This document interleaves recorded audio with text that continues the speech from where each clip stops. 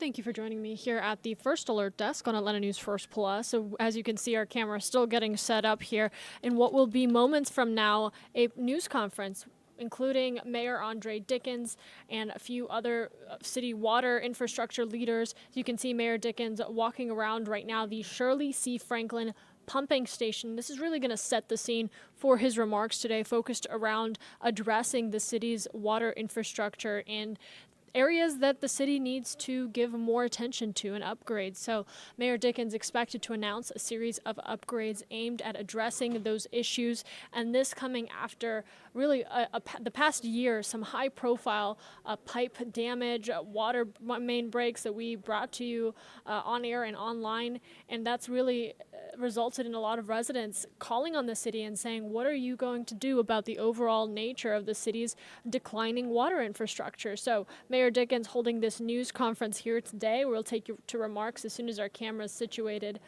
And I do believe he's about to begin speaking, so let's take you out live now. All right, everybody. Thank you all for being here today. Good morning. Thank you for joining us at the Shirley C. pumping station and quarry at Westside Park, a shining example of innovation, infrastructure, and sustainability in our city. Today, we're here to talk about something that impacts every single citizen, every single person who calls Atlanta home, and that is our water system. Ensuring that it remains strong, reliable, and ready for the future is a top priority of my administration. Last summer, two significant water main issues and water main breaks tested the resilience of our system. While it wasn't the way we wanted to start the summer season last year, it highlighted the urgent need to continue investing in our infrastructure. Since then, we've launched several key initiatives to strengthen our system and better prepare us for future challenges. In collaboration with the U.S. Army Corps of Engineers, we've been assessing our critical infrastructure and developing plans for much needed upgrades. I established the Atlanta Water Advisory Group, and their expertise has been invaluable in shaping the future of our water infrastructure. We're excited to have those people serve on that team to help us. Just last week, I announced the appointment of the newest member of my cabinet who has joined us today. That is James Gregory Irely. He is our new commissioner of the Department of Watershed Management. Gregory's decades of experience leading major water utilities in the city of Houston will play a pivotal role in implementing our vision for a modern and efficient water system. We're thrilled to have him here today to share this vision for the department and the future. We are committed to a multi-billion-dollar, 20-plus year investment in upgrading our drinking water infrastructure, one of the largest projects of its kind in the nation. The long-term investment underscores our dedication to providing clean, reliable water for generations to come. A critical part of our water system is wastewater treatment, and that occurs mostly at the R.M. Clayton Water Reclamation Center that plays a central part in that effort. As the largest of Atlanta's 4 wastewater treatment facilities, R.M. Clayton is essential to protecting water quality in the Chattahoochee River and ensuring that long-term sustainability of our city's water infrastructure. The City of Atlanta and the Department of Watershed Management remain fully committed to ensuring compliance with the Georgia Environmental Protection Division, EPD, the permitted regulations there. And the city is well positioned to do just that. Last April, we presented our plans to the EPD to improve R.M. Clayton's performance, and many of those improvements are already in place since that time. Building on that progress, we have strengthened facility operations through critical maintenance and enhanced our treatment processes. We're also conducting a comprehensive odor study to ensure that our improvements not only meet the environmental standards, but it also enhances the quality of life for nearby neighbors to that plant. Recent EPD and EPA inspections confirm major improvements, and we remain focused on completing additional repairs outlined in our corrective action plan, which are currently underway. The work we're doing today is not just about infrastructure, it's about being responsible stewards of the environment and ensuring that we leave behind a clean, sustainable water system for future generations to come. Atlanta's future depends on the decisions that we make today. We're not just reacting to today's challenges, we're positioning ourselves for a smarter, more resilient, more efficient water system. And I'm excited for the progress that we're making right now. So next up, you're going to hear from our commissioner, our current commissioner of watershed management, Al Wiggins, right now. Thank you, Mayor Dickens. Good morning, everyone. As the mayor mentioned, we have made significant improvements to both our drinking water infrastructure and to our plant operations. Starting with, so the department has upgraded to a more robust asset management system. This system is used to manage over 4,000 miles of water infrastructure. This system will enable us to track inspections and repairs and to improve scheduling by prioritizing tasks based on real-time data. It also allows us to identify the precise location of water system assets. This will help us to ensure the efficient maintenance of the system. So we're very proud of this system. Again, you may have had heard questions earlier about our ability to locate the precise location of our assets. This software program will assist in that effort. We've also deployed leak detection devices over 1,600 locations, serving critical facilities such as hospitals, senior centers, and correctional institutions. This has led to about 50 work orders for repairs, ensuring continuous, reliable services for these critical locations. It also helps to save over 168 million gallons per year. Additionally, we're launching a pilot program to test new technology that will enhance our water meters.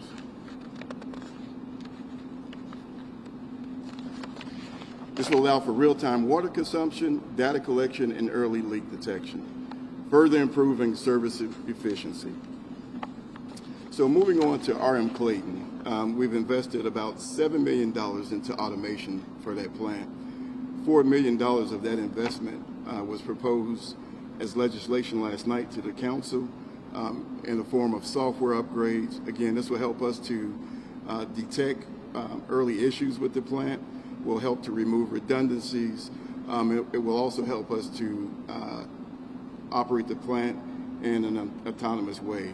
Previously, portions of the plant had to be operated manually by staff. This system will allow us to automate the plant again. So the entire plant is operating properly, both our filtration systems, our chemical treatment systems. The plant is in a great state right now. Since last March, when we implemented our corrective action plan, the city has invested about $15 million in RM Clayton. That's just the initial investment in the plant. Further investments are underway, but we're off to a great start. And again, the plant is operating well. So several mobile devices were used to assist with plant functions. All of the devices have been taken offline. Back in March, we had to use several mobile clarifiers to operate the plant and several other external devices. As we speak, those devices are being placed on the truck and removed, and the plant is now able to operate under its own power. Thank you. And next, I will hand it over to our Chief Strategy Officer, Peter Engel. Good morning. Thank you.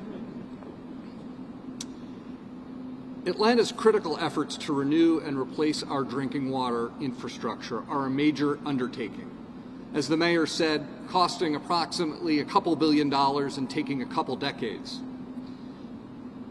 We call this program the Atlanta Drinking Water Renewal and Replacement Program. The acronym is ADWR. Sounds a little bit like add water. That's as close as we could get. The size and scope of this effort are similar to the consent decree work that we did starting in earnest under Mayor Shirley Franklin's tenure. So this is a major multi-decade program, but it is one that we have to do. Indeed, this task is not one we can avoid if we wish to maintain the high quality and resilient water service to our existing residents, businesses, visitors, as well as support additional growth of the city. This large and complex program will require several steps, including both fully assessing our above and below ground assets, prioritizing needed improvements based on risk and impact and condition, dividing projects into phases, informing the public and getting their input, planning construction to minimize disruption, acquiring the funding, obviously the construction phase, measuring and monitoring progress.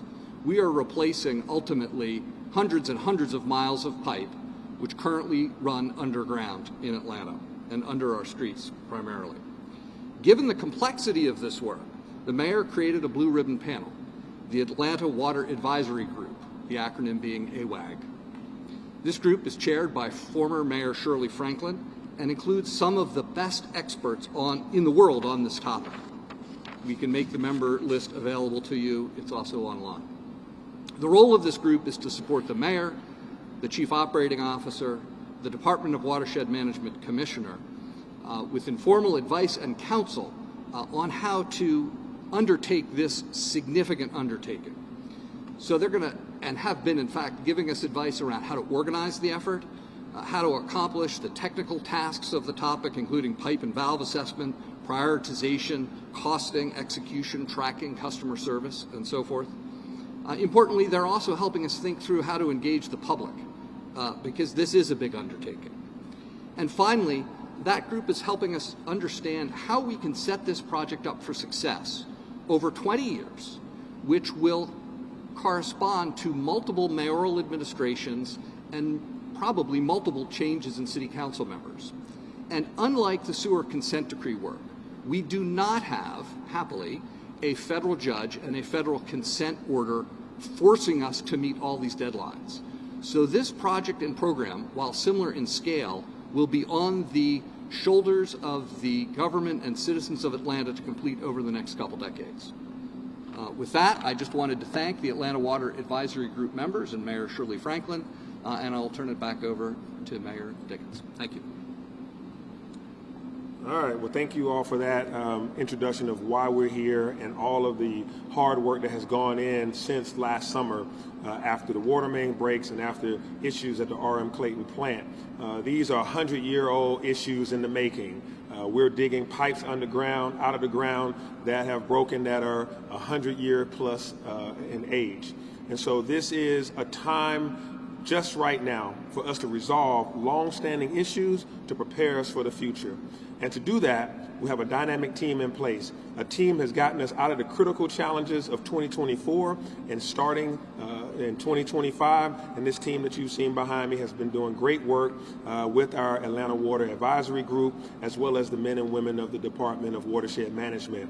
We've been searching high and low across the country for a dynamic leader, one that has the experience, one that understands water systems through and through.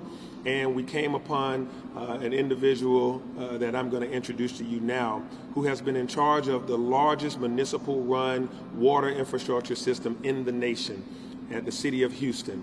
Their director is now our director, our commissioner, and that is the forthcoming gentleman to the stage is going to be James Gregory Ireland. James, welcome. Good morning. My first time in Atlanta is when my uncle picked me up when I was 18 years old from Fort Gordon in Augusta, Georgia, and brought me home to his house for Christmas. And I can remember driving into Atlanta at night, and it was the biggest city I'd ever seen. It was all lit up. And that was my first impression of Atlanta with my uncle. And in Texas, there's a saying that whiskey's for drinking and water's for fighting. And that is the importance of water. I'm honored to be here, and I want to say thank you, Mayor Dickens and Chief Operating Officer LaShondra Burks, for having confidence in here to bring me here to Atlanta and to serve the 1.2 million people that depend on the water that Atlanta produces every day for the region. I believe the long-term vision for water in Atlanta is water security. And how do we achieve water security? I believe we achieve it, number one, through operational excellence. In everything that we do at the highest level, above and beyond the bare minimum that is required by our permits. I believe we do that with first-class infrastructure and maintaining that infrastructure. And today you're standing, in an example of what infrastructure can look like and will look like. Even if the stuff that you have is old, you can take care of it. No different than a classic car. I believe that we need to focus on water supply, developing alternative water supplies for Atlanta to sustain growth into the future. I believe we need to invest in water reuse. Every gallon of water that we reuse is one less gallon of water we need.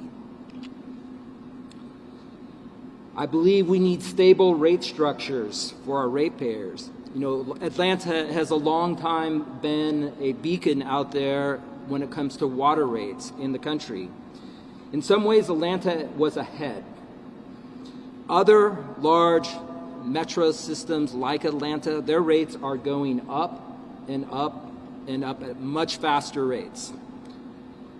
They're just now coming to grips with what their infrastructure issues are. Atlanta knows what its infrastructure issues are.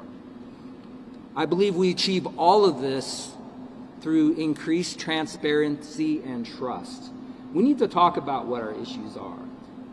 It's not a problem that only the city of Atlanta can solve. It's a problem that we're all a part of.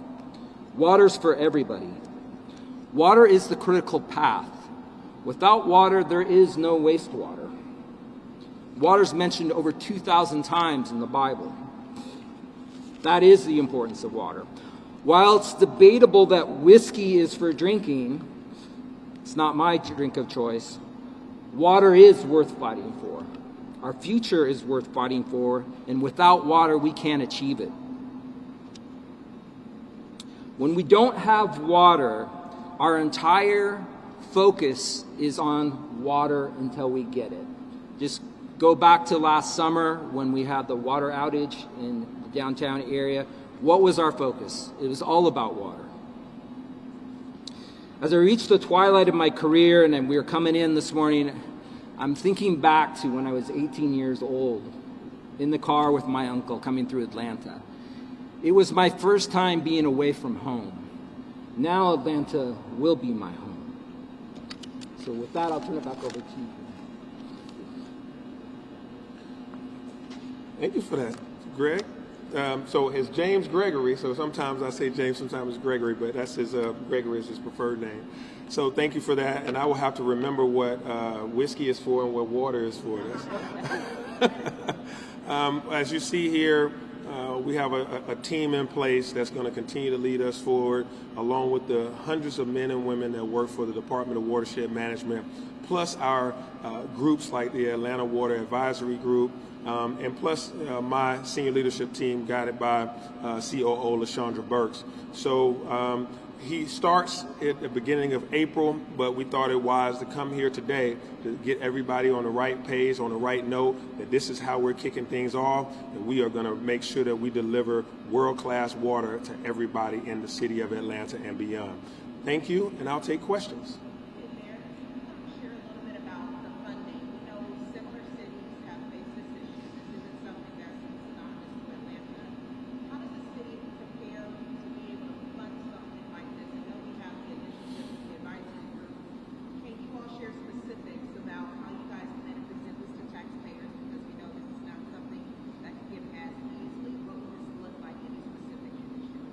Yeah, part of Greg's first job is going to be to get a hold of the whole situation and make sure that the plan that we're putting in place through the Water Advisory Group as well as the U.S. Army Corps of Engineers, that plan is the plan that we're going to sign off on and share with the City Council all the dollars and cents that's associated with it. We know that it's going to be in the billions. $2 billion is the latest estimate, but we have to get further and further down on the details of that, so then we can figure out what are the best levers to pull on making sure that happens. Now, it's going to take some time, so some of that we're hoping will be from the federal government, which we're positioning ourselves with the U.S. Army Corps of Engineers to make that ask. Some of that will come from already existing ratepayer dollars that come in through our system that can help go forward with those type of repairs. So far you've heard from Commissioner and the Chief Strategy Officer that we have spent money already to upgrade R.M. Clayton's plant and the repairs that we've been doing on the street,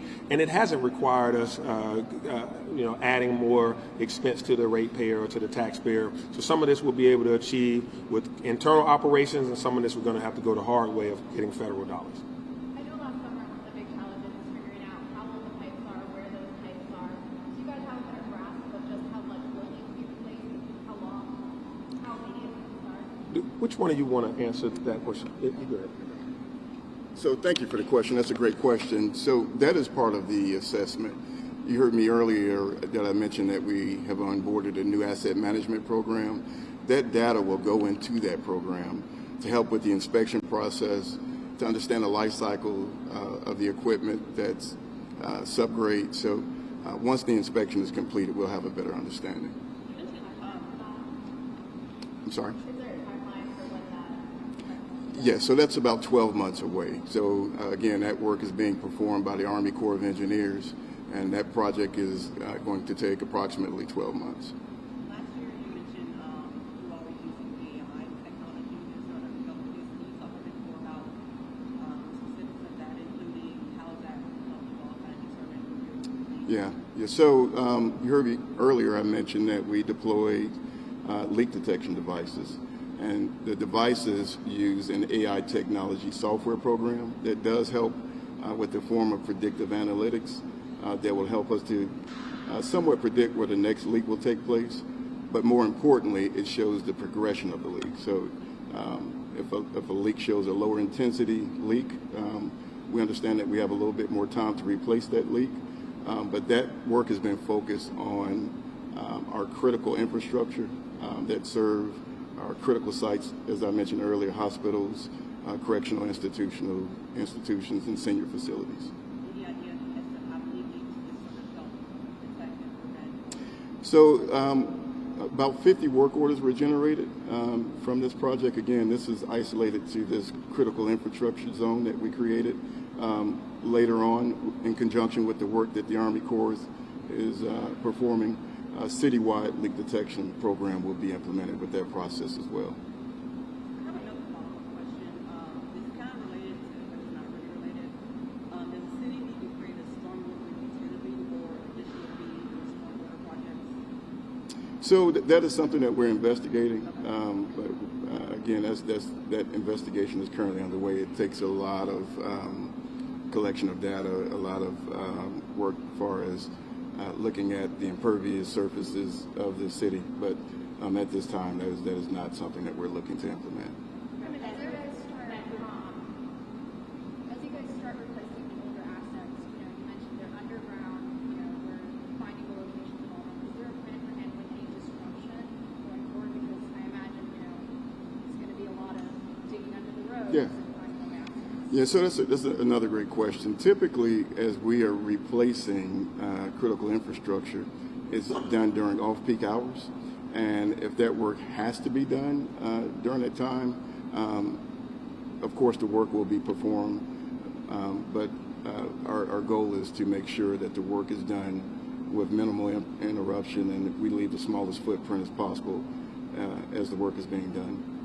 Commissioner, the city is still facing a consent decree that expires in 2027. I know you said that you had requested an extension.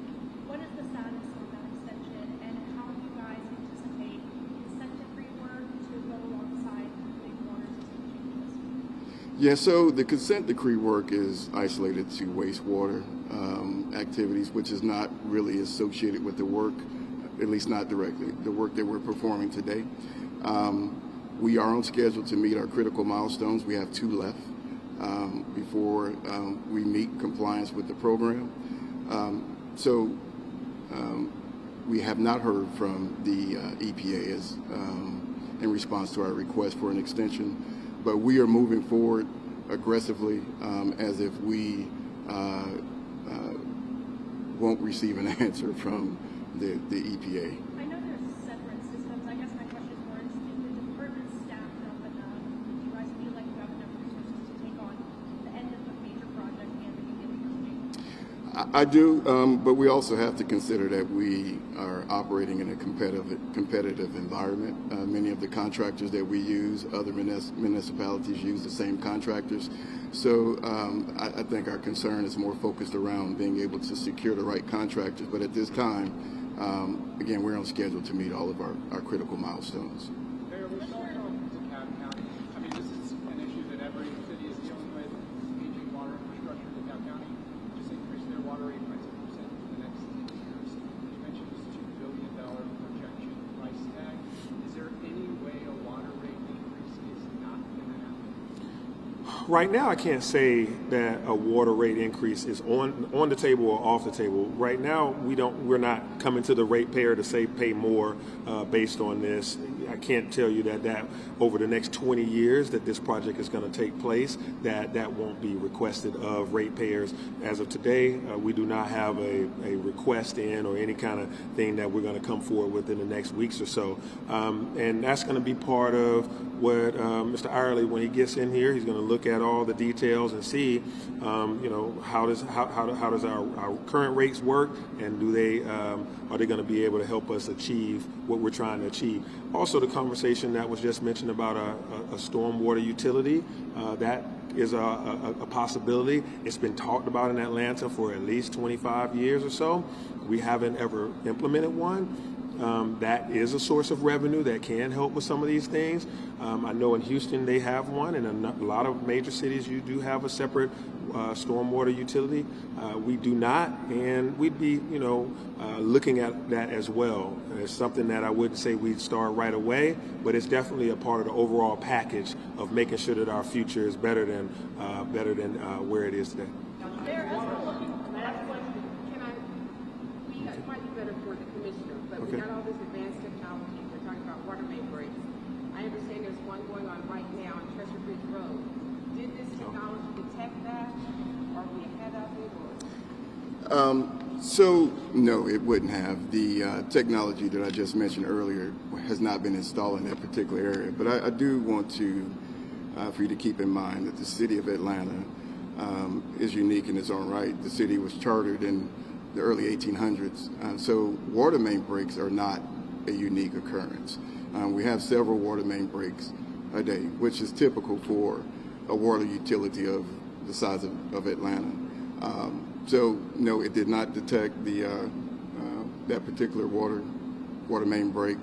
But if it had occurred within the critical infrastructure zone, we may have received a hit. What is it about staffing in the department? Obviously these are jobs that require a lot of knowledge and that require a lot of, work. So wondering about the state of staffing and if there's any further investment in that. Yeah, so as with any water utility, the city of Atlanta is not unique. We do face challenges with filling critical roles. What has benefited us is that we have implemented incentives for pay that has tremendously helped with not only recruitment, it's helped with retention as well. We're at a comfortable level with our staffing. We would always like to have additional staffing to cover for unforeseen circumstances. But at this point, we are recruiting, but we're in a comfortable position. Thanks, everybody. Thank you all.